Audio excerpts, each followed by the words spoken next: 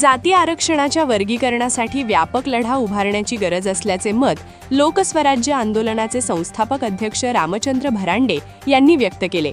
शिर्डी येथे आयोजित बैठकीत ते बोलत होते। लोकस्वराज्य आंदोलन व समविचारी संघटनांची महत्त्वपूर्ण बैठक शिर्डीतील शासकीय विश्रामगृह येथे पार पडली। या बैठकीत अहिल्यानगर जिल्ह्यातील विविध संघटनांचे पदाधिकारी उपस्थित होते। लोकस्वराज्य आंदोलनाच्या वतीने 27 एप्रिल 2026 रोजी आझाद मैदान मुंबई येथे मोठ्या मोर्चाचे आयोजन करण्यात आले असून त्याची पूर्वतयारी म्हणून ही बैठक घेण्यात आली। यावेळी बोलताना प्रा भरांडे म्हणाले की अनुसूचित जाती आरक्षणाचे उपवर्गीकरण करण्याबाबत सर्वोच्च न्यायालयाने महत्त्वपूर्ण निर्णय दिलेला असतानाही महाराष्ट्र शासन त्याची अंमलबजावणी करण्यास टाळाटाळ करत आहे। अभ्यास आयोगाची स्थापना करून न्यायमूर्ती अनंत बदर समितीला मुदतवाढ देण्यात येत असल्यामुळे निर्णयाची अंमलबजावणी लांबणीवर पडत असल्याचा आरोप त्यांनी केला।